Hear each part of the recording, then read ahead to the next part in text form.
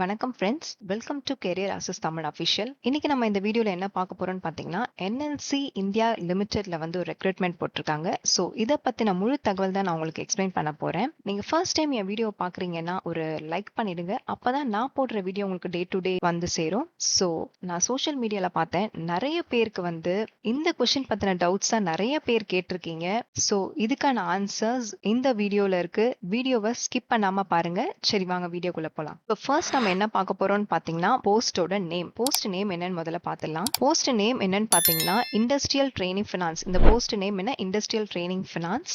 இந்த ஜாப் என்னன்னு பாத்தீங்கன்னா, ஃபினான்ஸ் சம்பந்தப்பட்ட ஜாப்ஸ் தான் இது. ஸோ இது வந்து பெர்மனன்ட் ஜாப் கிடையாது. 12 மந்த்ஸோட டெம்பரரி ஜாப் மட்டும் தான் இது. ஸோ இதுல ஸ்டைஃபன்லாம் கொடுப்பாங்க. இந்த 12 மந்த்ஸ்க்கான ஸ்டைஃபன்லாம் இருக்கு. ஒருவேளை நீங்க வந்து படிச்சு முடிச்சுட்டு நீங்க வந்து ஏதாவது ட்ரைனிங் போகணும்னு நீங்க நினைச்சீங்கன்னா இந்த ட்ரைனிங் நீங்க அப்ளை பண்ணலாம். ஸோ எக்ஸ்பீரியன்ஸ் உங்களுக்கு வேணும், நீங்க பில் பண்ணணும் நீங்க நினைச்சீங்கன்னா இது ஒரு நல்ல ஆப்ஷன். ஸோ யாரெல்லாம் குவாலிஃபிகேஷன்ஸ் இருக்காங்கன்னு சொல்லி நான் என்னென்ன குவாலிஃபிகேஷன்ஸ் நான் சொல்றேன். நெக்ஸ்ட் பாத்தீங்கன்னா வேகன்சி பாத்தீங்கன்னா டோட்டலா வந்து 56 வேகன்சிஸ் இருக்கு. ஸோ ஒரு பிளேஸ்லயும் ஒரு வேகன்சி கொடுத்திருக்காங்க. என்னென்ன பிளேஸ்ல கொடுத்திருக்காங்கன்னு முதல்ல பார்க்கலாம். நெய்வேலியில பாத்தீங்கன்னா 26 வேகன்சிஸ் இருக்கு. பர்சிங்கார்ல பாத்தீங்கன்னா 4 வேகன்சிஸ் இருக்கு. டுட்டிரிகோரின்ல வந்து 4 வேகன்சிஸ் இருக்கு. கான்பூர்ல வந்து 6 வேகன்சிஸ் இருக்கு. ரீஜனல் ஆஃபீஸ் சென்னையில பாத்தீங்கன்னா 4 வேகன்சிஸ் இருக்கு. தலாபிரால பாத்தீங்கன்னா 8 வேகன்சிஸ் இருக்கு.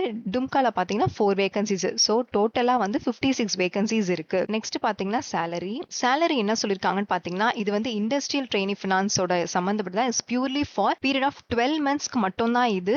இந்த ட்ரைனிங் பாத்தீங்கன்னா, இந்த ட்ரைனிங்கான சேலரி வந்து பர் மந்த்க்கு வந்து 22,000 தராங்க. நெக்ஸ்ட் பாத்தீங்கன்னா குவாலிஃபிகேஷன்ஸ் என்ன சொல்லிருக்காங்கன்னு பாத்தீங்கன்னா, சிஏ இன்டர்மீடியட் நீங்க பண்ணிருந்தீங்கன்னா நீங்க எலிஜிபிள். ஆர் நீங்க வந்து cost and management account CMA நீங்க இன்டர்மீடியட் பண்ணியிருந்தாலும் நீங்க எலிஜிபிள் தான். பட் இன்டர்மீடியட்ல நீங்க பாஸ் ஆகி இருக்கணும். நெக்ஸ்ட் என்ன சொல்லிருக்காங்கன்னா, ஃபைனல் கம்ப்ளீட் பண்ணி இருக்கணும்னு அவசியம் கிடையாது. சோ இன்டர்மீடியட் நீங்க பண்ணிருந்தீங்கன்னா நீங்க எலிஜிபிள் தான். இன்டர்மீடியட்ல பாஸ் பண்ணிருக்கணும். நெக்ஸ்ட் என்ன சொல்லிருக்காங்கன்னா, நீங்க வந்து ஆல்ரெடி இந்த மாதிரி ட்ரைனிங் ஏதாவது நீங்க 1 இயர் போயிருக்கீங்க, 1 இயர் ஆர் 2 இயர் நீங்க போயிருந்தீங்கன்னா இந்த வேகன்சிக்கு உங்களால அப்ளை பண்ண முடியாது. சோ அதனால இதோட குவாலிஃபிகேஷன்ஸ் வந்து சிஏ பண்ணிருக்கணும் இல்ல சிஎம்ஏ பண்ணிருக்கணும். இந்த 2 குவாலிஃபிகேஷன்ஸ் தான் இருக்கணும். இந்த ரெண்டுத்திலுமே வந்து நீங்க இன்டர்மீடியட் பாஸ் பண்ணியிருந்தா மட்டும் தான் நீங்க எலிஜிபிள். நெக்ஸ்ட் வந்து ஃபீஸ் ஸ்ட்ரக்சர் பாத்தீங்கன்னா இங்க ஃபீஸ் ஸ்ட்ரக்சர்ஸ் மென்ஷன் பண்ணல. சோ அதனால ஃபீஸ் வந்து எந்த கேட்டகரிக்குமே கிடையாது. நெக்ஸ்ட் பாத்தீங்கன்னா ஏஜ் லிமிட் பாத்தீங்கன்னா, நார்மல் கேட்டகரியில இருக்கவங்க வந்து 20 இயர்ஸ் ஆஃப் ஏஜ் வரைக்கும் நீங்க பண்ணலாம். ஓபிசி கேட்டகரியில இருந்தீங்கன்னா 31 இயர்ஸ் ஆஃப் ஏஜ் வரைக்கும் நீங்க பண்ணலாம். இதுவே எஸ்சி எஸ்டி கேட்டகரியில இருந்தீங்கன்னா 33 இயர்ஸ் ஆஃப் ஏஜ் வரைக்கும் நீங்க பண்ணலாம். இதுவே நீங்க வந்து பர்சன் வித்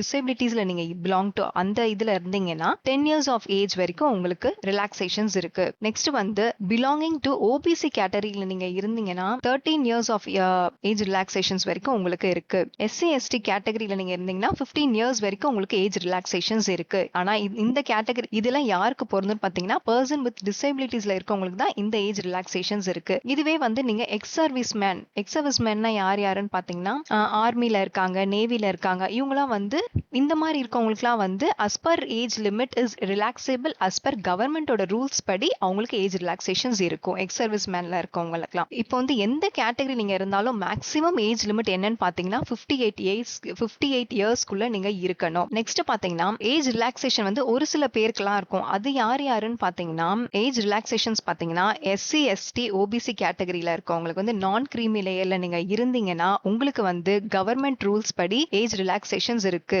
ஓகேவா? நெக்ஸ்ட் எக்கனாமிக்கலி வீக்கர் செக்ஷன்ல நீங்க இருந்தீங்கனாலும் கவர்மெண்ட் ரூல்ஸ் படி உங்களுக்கு ஏஜ் ரிலாக்ஸேஷன்ஸ் இருக்கு. நெக்ஸ்ட் பாருங்க, ஒன்ஸ் நீங்க ஃபார்ம் ஃபில் பண்ணதுக்கு அப்புறம் உங்களால எந்த கேட்டகரின்னு அகைன் நீங்க உங்களால சேஞ்ச் பண்ண முடியாது. ஒருவேளை இப்போ நீங்க வந்து எஸ்சி எஸ்டி கேட்டகரின்னு சொல்லி ஒரு எக்ஸாம்பிளுக்கு நான் சொல்றேன். நீங்க எஸ்சி கேட்டகரி நீங்க போட்டுட்டீங்கன்னா உங்களால வந்து நார்மல் ஓபிசி கேட்டகரிக்கு உங்களால சேஞ்ச் பண்ண முடியாது. ஓகேவா? சோ அதனால ஃபார்ம் ஃபில் பண்ணும்போது நீங்க கேட்டகரியை கரெக்டா ஃபார்ம் ஃபில் பண்ணுங்க. இப்போ ஒருவேளை வந்து நீங்க வந்து கேண்டிடேட்ஸ் வந்து என்ன கேட்டகரி நீங்க இருக்கீங்க, நீங்க வந்து எக்கனாமிக்கலி வீக்கர் செக்ஷன் கேட்டகரியில இருக்கீங்களா, இல்ல ஓபிசி நான் கிரீம் லேயர் கேட்டகரியில நீங்க இருக்கீங்களா, இல்ல டிசேபிலிட்டியில இருக்கீங்களா, இல்ல எக்ஸ் சர்வீஸ் மேனா நீங்க இருக்கீங்கன்னா, நீங்க என்னென்ன கேட்டகரியில நீங்க இருக்கீங்களோ அதுக்கேத்த சர்டிபிகேட் கம்பல்சரி நீங்க வச்சே ஆகணும். அப்பதான் நீங்க என்ன கேட்டகரின்னு உங்களுக்கு தெரியும். நான் கிரீமி லேயர்ல இருக்கவங்க வந்து இந்த இயரோட ஒருவேளை நீங்க வந்து நான் கிரீமி லேயர்ல நீங்க இருந்தீங்கன்னா கம்பல்சரி கவர்மெண்ட் அப்ரூவோட தாசில்தார் கிட்ட போயிட்டு கவர்மெண்ட் சீல் வச்சு கரண்ட் பினான்சியல் இயரோட சர்டிபிகேட் கம்பல்சரி நீங்க வச்சு ஆகணும். அப்பதான் உங்களோட நீங்க வந்து இந்த கேட்டகரின்னு சொல்லி உங்களை எலிஜிபிள் பண்ணுவாங்க. நெக்ஸ்ட் என்ன சொல்லிருக்காங்கன்னு பாத்தீங்கன்னா, இப்போ ஒருவேளை வந்து ரிசர்வ் கேட்டகரியில வேகன்சிஸ் ஏதாவது இருக்குன்னு சொன்னா ரிசர்வ்டு கேட்டகரியில ஃபர்ஸ்ட் அந்த வேகன்சி எல்லாம் ஃபில் பண்ணிட்டு ஏதாவது பேலன்ஸ் ஏதாவது வேகன்சி இருந்துச்சுன்னா நார்மல் கேட்டகரிகளோ இல்ல மத்த கேட்டகரிக்கோ உங்களுக்கு வேகன்சி கொடுப்பாங்க. அதை வந்து ஃபில் பண்ணாம அப்படியே விட மாட்டாங்க. இப்போ உங்களுக்கு வந்து ஏஜ் ரிலாக்ஸேஷன்ஸ் உங்களுக்கு எல்லாமே புரிஞ்சிருச்சு. நெக்ஸ்ட் பாத்தீங்கன்னா selection process. Candidates will be passed on the percentage of இதுல வந்து ஒன்னு நீங்க சிஏ படிச்சிருக்கணும் இல்ல சிஎம்ஏ படிச்சிருக்கணும் குவாலிஃபிகேஷன்ஸ். இந்த ரெண்டுத்துல வந்து ஏதாவது ஒண்ணு நீங்க படிச்சிருக்கலாம். சிஏ இன்டர்மீடியட்ல நீங்க எவ்வளவு பெர்சன்டேஜ் ஆஃப் மார்க்ஸ் நீங்க எடுத்திருக்கீங்கன்னு சொல்லி தான் உங்களை பார்ப்பாங்க. ஓகேவா? இதுல வந்து பெர்சன்டேஜ் ஆஃப் மார்க்ஸ் நீங்க அதிகமா இருந்தீங்கன்னா இன்டர்மீடியட் எக்ஸாம்ல நீங்க அதிகமா இருந்தீங்கன்னா நீங்க இந்த ட்ரைனிங் ப்ரோக்ராம்க்கு உங்களை அலோ பண்ணுவாங்க. நெக்ஸ்ட் பாத்தீங்கன்னா அப்ளிகேஷன் ஸ்டார்ட் எப்போ? ஆன்லைன் ரெஜிஸ்ட்ரேஷன் ஸ்டார்டிங் டேட் என்னன்னு பாத்தீங்கன்னா 23/2020 வந்து அப்ளிகேஷனோட ஸ்டார்டிங் டேட் ஆயிடுச்சு. அப்ளிகேஷனோட எண்டிங் டேட் எப்போன்னு பாருங்க. Online registration closing time and date பாத்தீங்கன்னா 9/4/2026 முடியுது. சோ இந்த வேகன்சிக்கு யார் யார் எலிஜிபிள் சொல்லி ட்ரைனிங்க்கு அப்ளை பண்ணுங்க. நெக்ஸ்ட் பாத்தீங்கன்னா என்னென்ன டாக்குமெண்ட்ஸ் வைக்கணும்ன்றது பாத்துக்கோங்க.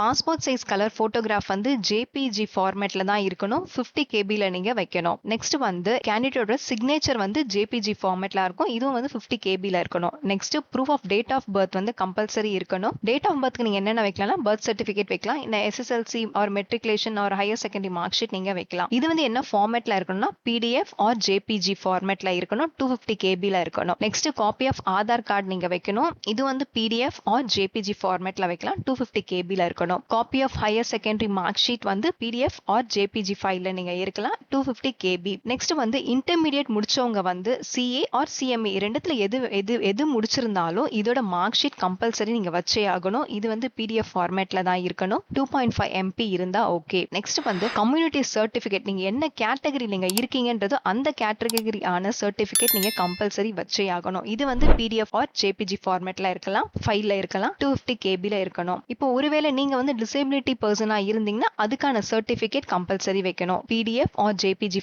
ஃபைல்ல வைக்கலாம். சேம் 250 கேபில தான் இருக்கணும். ப்ரூஃப் ஆஃப் எக்ஸ் சர்வீஸ் மேனா நீங்க இருந்தீங்கன்னா அந்த எக்ஸ் சர்வீஸ் மேன் நீங்க என்ன ஜாப் பண்ணீங்களோ அதுக்கான சர்டிபிகேட் நீங்க வைக்கணும். பிடிஎஃப் ஆர் ஜேபிஜி ஃபார்மேட்ல ஃபைல்ல வைக்கணும். 250 கேபி.